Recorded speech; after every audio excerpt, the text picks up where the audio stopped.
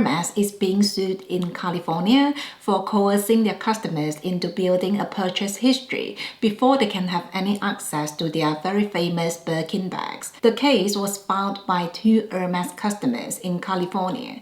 According to them, they've been told by their sales associate at Hermes that the only way to buy a Birkin bag is to buy a lot of non-Birkin items first. I feel like the need for an Hermes purchase history has been an unspoken rule for quite some time. I've heard that Hermes sales associates typically don't get any sale commission when they sell a Birkin bag, but they do get a 3% sale commission when they sell other products such as homeware, shoes, clothing, jewelry, and so on. Now, I'm not sure if that is 100% true, but I wouldn't be surprised if it is, because that explains perfectly why only existing customers seem to be able to get a Birkin bag. So far, Hermes has not made a lot of comments about this lawsuit, but they have said that the claim is legally flawed.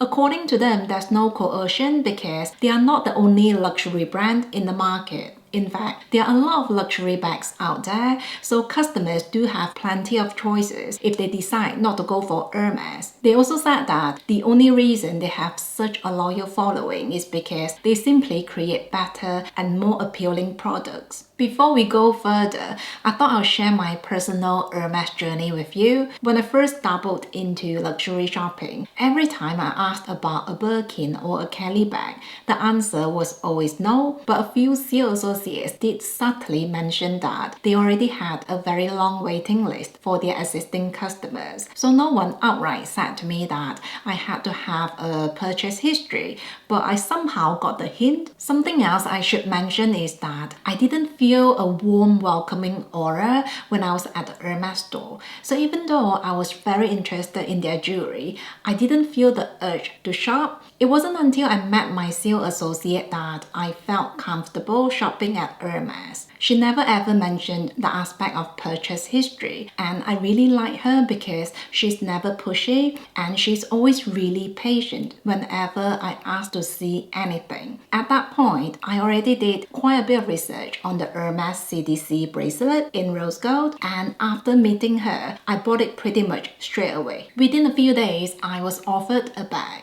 and so I gave her all the details, including the color, hardware, size, and leather. A few months later, my Kelly 28 was ready, and it's exactly what I asked for. I didn't pay much attention at that point, but my Kelly 28 has a horseshoe stamp, which means it's a special order piece. I've never asked about it, but I do sometimes wonder if my request was put in as a special order. Anyway, because of how much I enjoy my Hermes CDC bracelet, I continue to expand my Hermes jewelry collection, and I bought the Hermes gambard necklace, CDC earrings, and CDC ring, all in rose gold. About 12 months after I got my Hermes Kelly 28, I was offered another bag, and this time I was given a few options, including a mini Constance in blue agate and a Birkin 25 in the color cray. I turned everything down because I had my mind set on a Birkin 25 in the black color. Very soon later, this Birkin 25 in the black Epsom leather was ready, and I immediately knew that this is the perfect bag for me.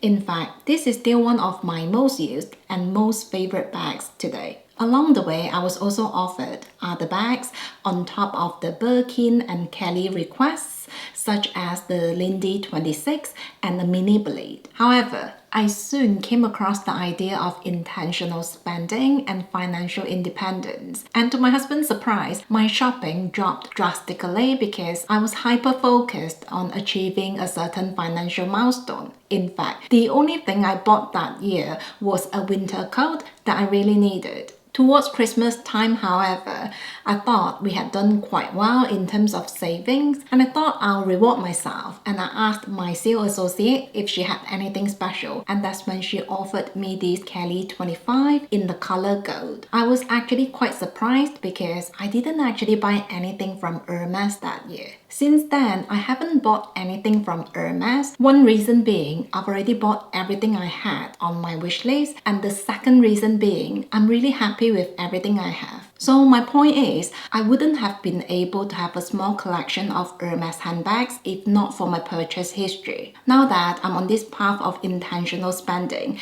I don't see myself looking for Hermes things to buy just to get another Hermes handbag. But of course, the caveat is I already have a few bags, so I don't see the need to buy more handbags. Now, if I could go back in time, would I still buy all these purchase history items? I think I would still buy a lot of the pieces because I still use them today, especially the jewelry pieces and cashmere scarves. This might be a bit of an unpopular opinion, but I think if we take the highlight away from their Birkin bags, Hermes undeniably has amazing craftsmanship. All their leather pieces, for example, have top-notch stitching, glazing, and leather quality. I also think their fine jewelry pieces are incredibly well made. With everything I bought from Hermes, I've never had any issues in terms of their quality, whereas with Chanel and Louis Vuitton, I've had to exchange and return certain pieces because of small defects. So I find that when I don't see these items purely as purchase history pieces, I'm able to really enjoy them for what they truly are. All that being said, I can totally understand the frustration.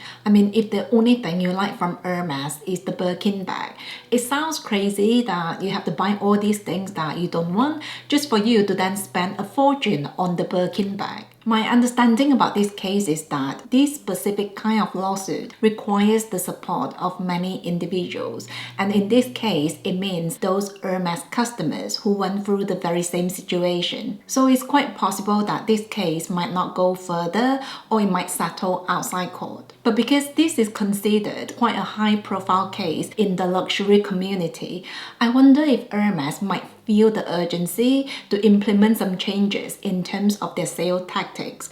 For example, would they make their Birkin bags more accessible to anyone who is interested? If you shop at Hermes, I'll be interested to know if you've noticed any changes. For example, have you been offered a bag without having a big purchase history? I'm really intrigued to hear what you think about this. What do you think should be the answer? Do you think Hermes perhaps should open up a waiting list for everyone? Bear in mind, a Birkin bag is handmade and hand-stitched by one single artisan from start to finish, and apparently one single Birkin bag can take up to 40 hours to make. From my research, every artisan is selected very carefully. They then have to go through very specific training with Hermes artisan trainers, and even when they finish their training, they will continue to be monitored very closely by their tutors. And apparently, every artisan trainer has to spend at least 8 years at the company before they can even qualify for the position. All this means there's a limitation to how many bags they can supply, especially if they want to maintain the level of their quality. In contrast, let's take a look at the Chanel Classic Double Flap. And I'm only using Chanel as a comparison because they are also a very dominant player in the luxury industry. Anyway, the stitching of the Chanel flap is done with machine, so that reduces a lot of the manufacturing time. Additionally, Birkin bags are strictly made in France, whereas Chanel bags are made in both Italy and France. This means supply is less of an issue for Chanel. With that in mind, I have a question for you. Would you prefer a handmade Birkin that needs a purchase history, or would you rather have a machine-made Birkin without a purchase history? I've asked myself the same question and I'm yet to come to an answer. But one thing I do know is that I really enjoy my Birkin 25 the way it is. Another speculation I've seen online about this Hermes lawsuit is that if the Birkin bags become more accessible, it might impact the resale value, which I think is a valid point. You see, as popular as the Chanel Classic Double Flap is, the resale value will not surpass the retail pricing. I mean, the logic is simple, right? Who will pay more for a second-hand piece when they can easily get one brand new from the Chanel store? Besides, once the Birkin becomes more readily available, I feel like it would take away some of the novelty of owning a Birkin, and that will affect the resale pricing as well. Obviously, as someone who has one of these bags, it's nice to know that if I ever change my mind, I can let go of my Birkin at a promising price, but at the same time, because I've been thoroughly enjoying this bag, it wouldn't be devastating for me if things change in the future. The way I see it, purchase history or not, let's not buy anything because of the resale value. For example, the flagship Hermes store in Paris is one of the few places where you sometimes could get a Birkin or a Kelly bag with no string attached. So let's say you go in there wanting a Birkin 30 and now the sales associate is offering you a Birkin 25. Even though it's not the perfect size for you, you might feel tempted to buy it because of the amazing resale value. I personally don't think it's worth the hassle, especially if you take into consideration the hefty sale commission you'll be paying the consignment service. So those are my thoughts about the Hermes lawsuit. I am so looking forward to seeing your opinion about this topic, so do make sure to share your thoughts down below. Thank you so much for being here. Take care and I'll see you soon.